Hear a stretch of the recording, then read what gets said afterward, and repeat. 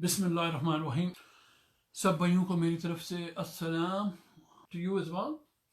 Today, alhamdulillah, something with your du'as and obviously my children and family's du'as, my sisters, my mothers and missus, where I sort of shortcomings, shall we say, from my side, then Allah subhanahu wa ta'ala, the grace of Allah subhanahu wa ta'ala urges me to go back on something and then obviously rethink, restudy the topic and study the whatever we missed or we should have discussed. So yesterday we covered a number of things. Well, one of the things that we covered yesterday was modesty, being the Allah subhanahu wa ta'ala said that believing men and believing women have to adopt modesty, and they need to lower their eyesight and gaze and not look at the forbidden things. So for male, it was looking at other females. So if you are married, obviously, and you look at other females other than your wife, then that's guna. You get guna for it, with the wrong desires. Now there's a number of things that which come, I think anyway, that come up within the modesty. We call it a cultural difference, and sometimes we call it age generation gap, where the people who have been brought up in Pakistan or in an Islamic environment, they had more modesty in them compared to the children who are being born and raised in a European country. And nowadays, obviously, Pakistan has some of the cities, big cities of like Islamabad, Rawalpindi, Lahore, and Karachi is probably more modernized as well. But considering the UK situation, for example, yourself, so modesty, first of all, is linked with shame, with shame, having shame for things that we hear, things that we see, so that's the scholars link modesty with the shame, and some of the obviously the way we felt the people or the generation which came from Pakistan, or the way they feel the shame about some of the things when they hear either they hear something or they see something, the level of their shame is totally different compared to what you have, and this is because you see it on the televisions, the things we discussed previously, the kissing, we see it openly in public outside, and we see more on the television in films. The scholar says that when you see that kind of thing in your normal daily life, in and out, every day, outside and inside the house, then that you lose that obviously sense of, you become less sensitive. Am I making sense? You become less sensitive to some of the things which should be very important to us, to Muslims, and because we become kind of less sensitive, and because these things should be attached to our hearts, where the shame is kind of triggers. So we become shameless because we see it. We see people doing these lawful acts in streets, on the television now and then, and some of the elders as well. We see these on the television now, and obviously we have become more shameless than some of the children as well. So when we say to you, don't watch these things. Don't, you know, and obviously they're not forgetting the social media. So like I said, the shameless acts could be the words that you hear through the ears, and could be the, you know, the visual things that we see through the eyes. Yeah. So when we say to our children that don't see these, or you know, these films or these moments which are forbidden for children, or for all of us, for Muslims, and we say, don't, make sure you don't hear these things, don't speak, you know, utter words, then you kind of get annoyed, and you get distressed sometimes, maybe, yeah, because you think, you're thinking that, you know, why are they making a big hoo-ha of you know, it's not, because it's normalized in this society. It's normalized, yeah. So you say to us, and you may think, obviously you don't say it, but you think that why is a big issue with them? Why this is a big issue with them? Yeah? Why this is a big issue, and some of us may think that why this is a big issue in the Quran, why this is a big issue for, you know, with Allah subhanahu wa ta'ala. Well, it's a big issue because when you become less sensitive to these things, the things that which are forbidden for a Muslim, to look on the others, you know, on to stare at the women's, you know, the females and the private parts, and hear things which are, we shouldn't be coming, they shouldn't be coming through, because guna, you can you know, you can do guna differently. So you can do guna with your eyes, you can do guna with your ears, you can do obviously with the hands, and you know, all those different others. So when the our ears and when our eyes are exposed to these things, then it injects our heart. It has an effect on our heart, yeah. And when it affects on our heart, then it's kind of, you know, it's disturbed. But your heart, the people who are born in the civilized, so-called modern society, their hearts not disturbed because they are born with this kind of environment. It's normal for them. It's not normal for those who come from a different culture, who come from a different, you know, respective background, and things were more shameful for them. But for our children, they're normal, they're acceptable, because this is the thing in the society which we see now, you know, inside the house, on televisions, on the social media, and outside in public. So these things, so your heart doesn't get disturbed, but our hearts get disturbed, alhamdulillah.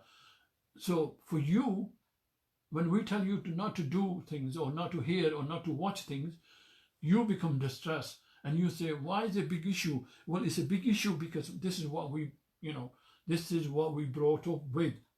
And it should be a big issue for you as well, because we, like I said, we are Muslims, and I think we have failed to educate our, you know, our generations. And alhamdulillah, when I, it didn't come to me when I kind of discussed the verses yesterday. It didn't come to me, but later, alhamdulillah, I was blessed by Allah subhanahu wa ta'ala to go back and look on the modesty, on the word, and I thought, how can we be more a Muslim? How can we be more modest? You know, what we need to do to be more modest in this you know, society that we're living in. So the scholars say that when your heart is infected and the shame is taken out of your heart, then and that's obviously it should be a massive concern, and it's a big problem. Why? Because it's a spiritual problem, yeah. Because, you know, we don't see the we don't see this as an issue, and it affects your heart. And when you, and this is the scholars say that when you stand for prayer, you fail to concentrate because your heart is infected. you feel when you're trying to reconnect with Allah subhanahu wa ta'ala, and when you're trying to cry and trying to seek repentance, trying to forgiveness, and when you try to look back, Allah subhanahu wa ta'ala is giving you the tawfiq to look back on your wrongdoings, and when you're trying to, then you can't, your eyes don't cry because you have lost that spiritual heart. Yeah? So, you can't cry. And this is very, this is, for me, this is massively important that we have this. May Allah subhanahu wa ta'ala do dua, please, all the brothers who are watching, and share this, please. This today's topic is a massive topic for all of us, and please share it with your loved ones. Make sure that people watch this. I'm not the best elegant speaker on this. There are other people obviously who are more educated, more obviously can speak better than I can. But this is something, my contribution for my children and yourselves. So please share this with your contacts. Please share this with your children. I think we have massively failed to educate our generations. And for us as well, those who are the elders as well, we see it as a generation gap. We see it as a cultural gap. Difference of cultures, and they understand something different, and we understand something different. But it's more serious. It's our hearts being affected. They're injected with this evil that we see in daily lives. So, and because we have taken this shameless behavior, take over our lives. So it's very serious. And this corruption, this kind of lewdness exists in the society, and this evil affects our heart. My mouth is dry because of the fasting, and so then the next thing the scholars say is that because we have today's generation have lost the shame, and they lost the spiritual hearts, anyone who has no shame will have chaos in their marriage life. Why? Because marriage depends on the shame. If you have a shame, with the shame, you respect. The respect comes with the shame. You respect the relationships. And if you lost that shame, if you lost that in your marriage life, you don't have the respect for your spouse. You don't have the same respect that you should have. A husband should have for his wife, or a wife should have for her husband.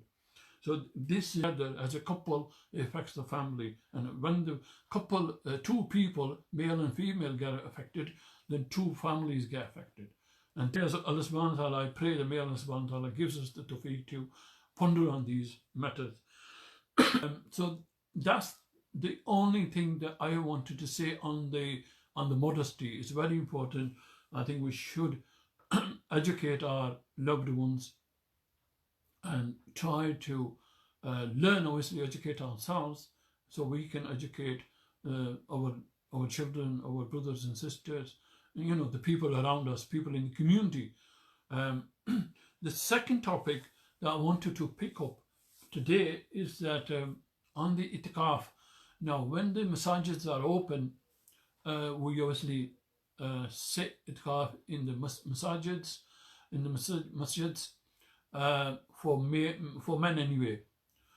Females can sit itikaf at home, and obviously, I'm sure that those sisters who have planned, they'll be planning to sit itikaf in the last 10 days, and that itikaf is called the sunnah itikaf. Yeah, the last 10 days of Ramadan, whoever makes the intention to sit, like I did last year, alhamdulillah, that's the sunnah itikaf.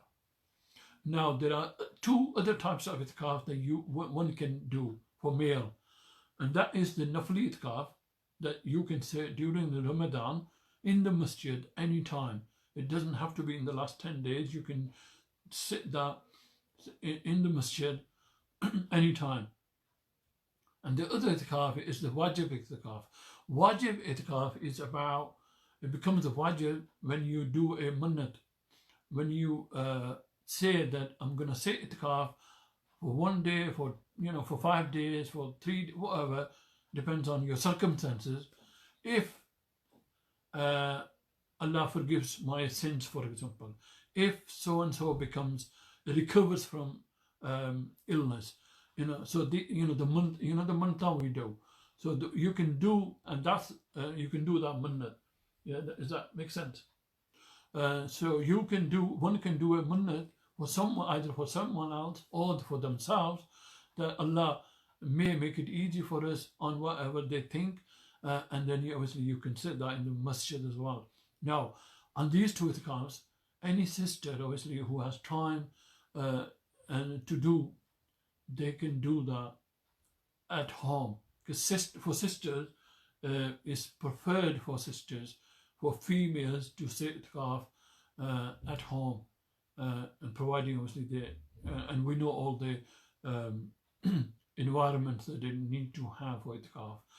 So I just want to, and for men, itikaf, obviously the massages are closed, so I just wanted to share that with you, so we can have that dialogue with our community leaders, with the imams, with the relevant people, what we're going to do, within our localities, if you like, how we obviously the masjids are closed, who's going to say itikaf, how we're going to say itikaf, and where they're going to say itikaf. All those, that conversation, I think, needs to take place now. We need to have that dialogue with our relevant people, so we can inshallah we can make some arrangements when the time comes.